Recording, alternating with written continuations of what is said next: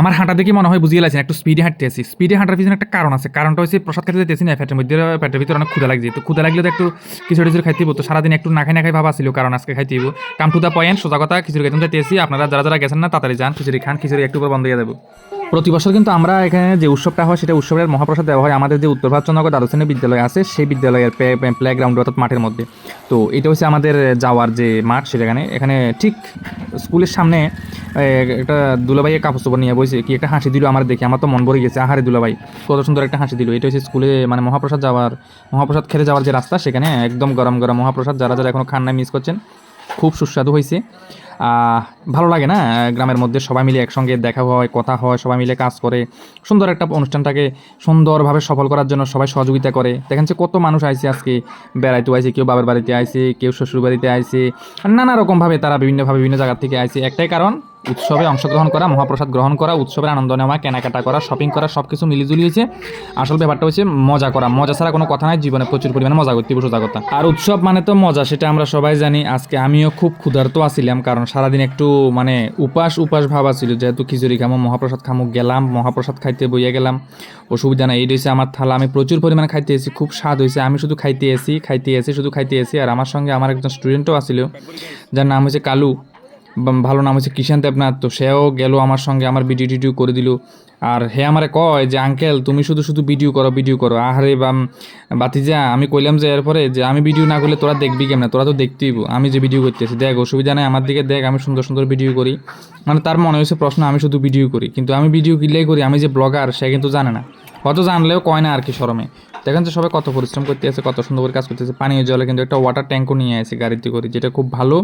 মানে সোজা কথা হয়েছে, খিচুড়ি খাওয়ার পরে হাতটা ধুতে কোনো একটা অসুবিধা হবে আর কোনো কথা নাই। আমিও খাইলাম, ভালো করে খাইয়া মুখ টুক মুছলাম, রুমাল টুমাল দিয়ে মুখ টুক মুছি। এরপরে গেলাম গা হয়েছে সোজা আমার বাজারের মধ্যে কী দোকান উঠছে, স্টেশনারি দোকান টোকান উঠছে, সেখানে দেখতে যাইতেছি। মাঝখান দিয়ে দেখলাম যে আবার যারা যারা বাড়িতে নিয়ে যাওয়ার দরকার তারাও বাড়িতে নিয়ে যাইতেছে।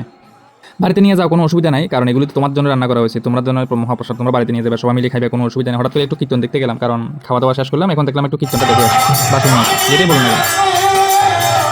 খিচুড়ি খানা কমপ্লিট করলাম, এরপরে সোজা চলে এলাম আমাদের যে বাজারে, যে অর্থাৎ যেখানে উৎসবটি আছে। ভাই দেখি আমার মাথাটা পুরাই খারাপ হয়ে গেছে। খারাপের পিছনে কারণ আছে, প্রচুর পরিমাণে দোকান উঠছে সেখানে। ঠাকুরের আসন থেকে শুরু করি, জুতার দোকান থেকে শুরু করি, স্টেশনারি দা খুঁটি মানে কী করতাম, শাবল থেকে শুরু করি, কাপড় চোপড়ের দোকান থেকে শুরু করি। আমার এক দাদা তো খুব খুশিতে আজকে মানে হরে কৃষ্ণ গাইতে আছে দোকান বেচতে কাপড় চোপড় বেচতে খুব খুশি হইলাম। আমাদের বাড়ির লোকের দাদা, কোনো অসুবিধা নাই। ভাই সামনের দিকে হাঁটতে যত যাইতেছি আমি মুগ্ধ হয়ে যেতেছি। ফুল দোকান তো আমার মাথা খারাপ হয়ে গেছে, এত সুন্দর ফুল খুব কম দামে পাওয়া যায়। আমরা যারা যারা পছন্দের মানুষ আছে অবশ্যই ফুলগুলি তাদের পছন্দের মানুষকে দিয়ে দেন, কোনো অসুবিধা নেই। যারা ভালোবাসেন, মারে ভালোবাসেন, বাবারে ভালোবাসেন, কী করতাম গিন্নিরে, আর বেশি কিছু কইলাম না, যাই হোক অসুবিধা নেই। উৎসবের মধ্যে এত কথা বলে হয় না। এখানে প্রচুর দোকান আছে ভাই। আমি যে এখান থেকে এখন যাইতেছি, সেখানে যখন যাইতেছিলাম দোকানের দেখে আমার মাথা খারাপ হয়ে গেছে। এমন ব্যাগ ঝুলিয়ে রাখছে মাথার উপর দিয়ে, যেখান দিয়ে হাঁটি যাই আমার মাথাটা নিচু করে যাইতে হয়েছে। এর পিছনে কারণ হচ্ছে আমি একটু লম্বা মানুষ না, এর লাগে একটু মাথা নিচু করে যাইতে হয়েছে।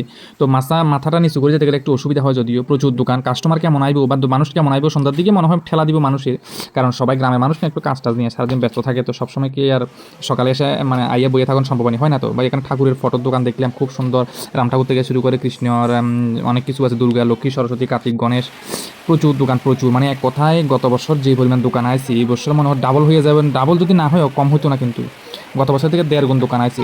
দোকান কত দোকান, মানে কাস্টমার যদি আইয়ে এই বছর মানে ঠেলাঠেলি করতে হতো না সোজা কথা, কারণ প্রচুর দোকান আছে, এক কথা কয়ে দিতে পারি আমি। সর্বনাশ, কিছুক্ষণের জন্য বৃষ্টি চলে আইলো। এই বৃষ্টি আইলে দোকানদাররা কি করবো, এত কষ্ট করে আইলো একটা স্বপ্ন নিয়ে, আশা নিয়ে, এই ঝিরি বৃষ্টি, মৃদু হাওয়া, মনটার ভিতরে কেমন জানি কয় আহারে বৃষ্টিটা না আইলেই তো ভালো হতো না।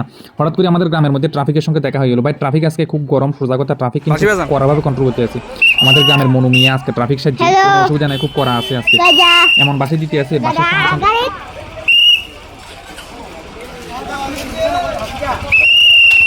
সব দিকে ঘুরি ভিডিও বানাতে মানে ভিডিও ক্লিপ লইতে হঠাৎ করে টোটোওয়ালার সঙ্গে দেখা হয়ে গেল। সর্বনাশ, আমরা গ্রামে টোটোওয়ালা চলে গেছি। ভাই এমন একটা হাসি দিল, পুরোটাই সাউথ ইন্ডিয়ান হাসি।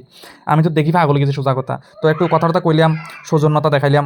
আমাদের গ্রামে আছে, গ্রামের অতিথি। ভালো থাকবেন সবসময়, আমরা আছি আপনার পাশে, কোনো অসুবিধা নেই। আমার পাশেও আপনারা থাকিয়েন, কোনো অসুবিধা নেই। ভাই কি দোকান আছে সব কিছু দেখলাম, ভিডিও তুললাম। তোলার পরে ভাবলাম যে এবার বাড়ির যাবো, কারণ বৃষ্টি আছে না, একটু খিচুড়ি লইছি, বাড়িতে পৌঁছা দিতে হইব। তো যাইতে গেছি এখন বাড়ির মধ্যে, রাস্তাটা কিন্তু একটু ভিজে গেছে, পিচ ডালা ফটোটা একটু ভিজিয়ে দিচ্ছি। হ্যাঁ হঠাৎ করে দেখা হয়ে গেলো আমাদের গ্রামের ট্রাফিক ভাইয়ের সঙ্গে গিয়ে আবার নতুন করি, কোনো অসুবিধা নাই। তো হঠাৎ করে বিশুদার সঙ্গে দেখা হয়ে গেল। বিশুদা এখন কি করে আপনারা কইতেছে, আমি শুনেন বিশুদা নিজের মুখে কি কইতেছে, বিশুদার কথাগুলো শুনেন একটু। বিশুদা আজকে এত কি লাগি খুশি আমি জিজ্ঞেসেছি বিশুদার, আপনারা নিজের মুখে শুনেন। বিশুদা কি অবস্থা? ভালো আছেন? মহাপ্রসাদ গ্রহণ করছেন নি? মহাপ্রসাদ নিলাম একটা ডিব্বার ভিতরে 30 টাকা দিয়ে কিনলাম, সোজা বাড়িতে চলে এলাম। বাড়িতে যারা যারা খাইছে না তাদেরকে তো দিতে হইব না। ধন্যবাদ, সবাই ভালো থাকিন।